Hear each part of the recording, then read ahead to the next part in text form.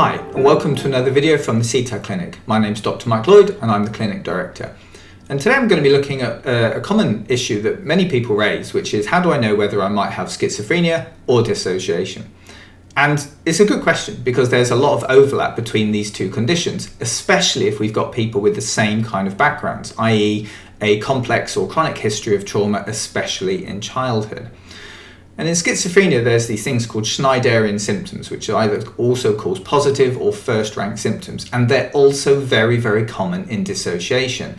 And when in dissociation, they're seen as being under or a result of the activities of dissociated parts. So the material that this comes from are from the top rated sort of academic researchers that we have, with people like Bethany Brand, Richard Loewenstein, Colin Ross, Martin Dorahy, Richard Kluft. They've all been writing about how these symptoms are very, very common, and when you see them, we see that parts may well be active.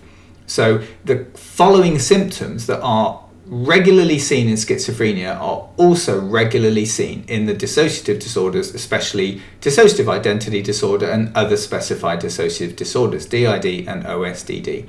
So all of these researchers are saying that when we have these symptoms being present, they may well be as a result of dissociative parts that are present within an internal system rather than potentially just the results of a psychotic disorder such as schizophrenia. So what I'm going to do is I'm going to list out the various features of these Schneidarian symptoms that may be present, because if these are present, they are worth assessing further.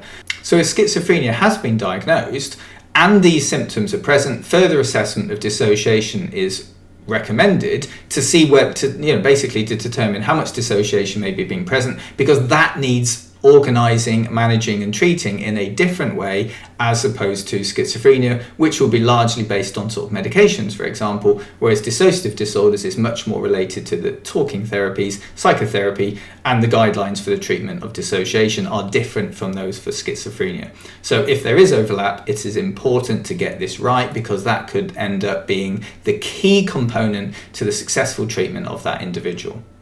And in the book, Treating Trauma-Related Dissociation, these Schneidarian symptoms are listed out. And what I'm going to do now is go through these symptoms one by one and just look at each one in turn and have a bit of a think about what they may be. The first and the biggest one, I suppose, are the auditory hallucinations. And these are different from just sort of hearing things going on in the environment. What we think about with auditory hallucinations is more this sound, these voices coming from inside that may be talking to or about the person, and they're much more about voices than things. So they could be screaming, they could be crying, they could be laughing, they could be criticizing, they could be insulting, but they are relevant to what's going on in that person in the here and now. So if they get distressed, then they may hear more alarming sounds coming from the inside. If they're happy, there may be more critical voices coming in, for example, saying things like, "You don't deserve to be happy, you're not good enough." So these are specific voices that are heard, very, very common within the dissociative spectrum. And the way that we can start distinguishing these voices from those of psychosis is that they often start very early in childhood. So people talk about having these voices from very, very early on. Whereas within the psychotic disorders, we're much more likely to see those in late adolescence, teenage, and in early adulthood rather than in childhood. And the sort of key things is there can be child voices, they can be adult voices, they can be voices from the past, so they are recognizable voices from that person's history. And they're more likely to be frequent and commenting on the person in the here and now. So they're specific to the environment about what's going on and they are located in time and space. Sometimes the engagement can happen, and that's another really clear feature, that if, say, the therapist is talking to that person and they can have an engagement, or it could be a friend or a family member, and they are having a conversation, or the person is hearing multiple conversations going on inside their head and they are referencing material which makes sense to that person. Obviously, within things like DID and OSDD, sometimes these voices are actually named and they can be communicated directly to, and that's a very, very specific thing. So when we're thinking about auditory hallucinations in psychosis, and we've got the presence of voices that are named, that are talking to each other, that are located in time and space, that can have ongoing dialogues with that person or with people on the outside, as in the case of DID, then we're very much looking at a dissociative thing, and that's a really good way of being able to distinguish between, say, schizophrenia and DID is the nature and content of these voices. So it's not enough just to say, I've got voices. It's really digging down into those voices to try and understand the content.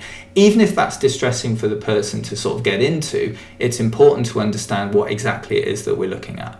And obviously, in terms of the diagnostic criteria for DID, then these are capable of having their own sort of like sense of self, their own identity. They may have their own behaviours and things like that. So that, the nature becomes very, very specific to an individual identity rather than simply a sort of disembodied voice floating around somewhere. Some of the other Schneidarian symptoms are things like thought insertion, where sort of random thoughts or intrusive thoughts can suddenly sort of turn up as if out of nowhere. So we can look at this as we've done in a previous video about influence. So a person can be thinking of one thing and then suddenly they're taken to think about something completely and utterly different. That might be a part being present and moving that person away from what they were doing onto what the part wants to be doing. There's also thought withdrawal, where a person completely goes blank. Again, we've done another video on this, where we're thinking about parts being able to mute a person, especially in therapy, especially if they're going to talk about things that they shouldn't really talk about.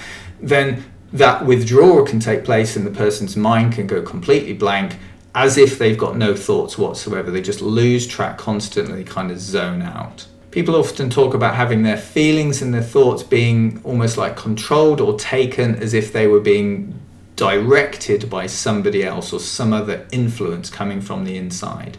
And again, we may think of that as being very much attributed to a dissociative part. So you want to do something and you're being directed to do something else, either to stop or to change the direction of what it is you're doing. Or the person may find themselves doing something with no real concept or idea about why they're doing it. They suddenly come to and they're doing a load of this stuff. So their thoughts and their behaviors are being actively controlled or influenced in a very, very direct way. And again, this is consistent. This takes place over time. It's not a random single one event type thing. This can take place over many months, many years of a person's life, very regular, very frequent.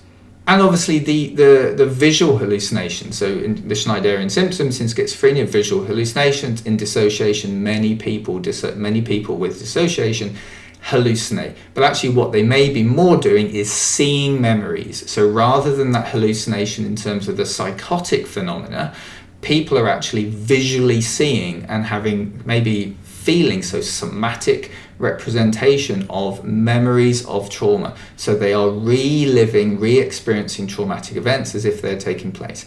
Obviously incredibly distressing if that's the case related to trauma, but it may be that either people or objects or places are being relocated into the present through that intrusion of traumatic memory, which can be seen as being a hallucination. So when people talk about seeing things and really feeling that those things are there, that could be the criteria for a psychotic disorder diagnosis, but in actuality, it's an intrusive traumatic memory taking place. And delusions can be the same. So people believe things are happening or believe things are taking place, which in psychosis is a delusional disorder, and in dissociation it could be a relocation of time and place. It's an intrusion of trauma, a sense, a feeling that things are happening, feeling that people are being followed or that things are taking place and that person is losing track of their time and space. So these are the sort of the most sort of common type things that we see when we're trying to make that understanding between schizophrenia and dissociation. There's these first rank, these positive symptoms, these intrusions of events or thoughts or voices or things being seen or heard in the environment can all take place both in schizophrenia and in dissociation. So when they're present and that person has that clear and distinguished complex trauma history, it's really important to try and get a good handle on exactly what's going on to get the diagnosis right. Although many people don't like this sort of the way things are diagnosed sometimes, but diagnosis, if it leads to effective treatment, then that is the goal. To get it right means to get the treatment right, which ultimately means get that person where they need to be in their life. So I hope this has been useful. there is so much to read and to look, so please do sort of go off and do some research on this. But you can't go wrong if you're looking at people like Richard Loewenstein, Bethany Brand, and because they really have dug into this and they understand. Andrew Moskowitz also is an excellent writer on psychosis and dissociation, so these are people to go and look at and sort of review their material and see what you think about this, and do sort of pass this on. If you're working with a therapist or if you're in a mental health team, you can pass on this information to them. It may be really helpful. So I hope this has been okay. Please leave comments below. I'm going to do some more videos on this. So I think the next one we're going to look at is somatic symptoms. We're going to start talking about the nature of dissociation on the body to try and get a bit of an understanding on how the body physically is dissociating, and to sort of like try and understand the different sort of the different ways that we can recognize that. So please keep watching the videos on the channel, like and subscribe, leave comments, and I will do another video very soon. So in the meantime, please do take great care.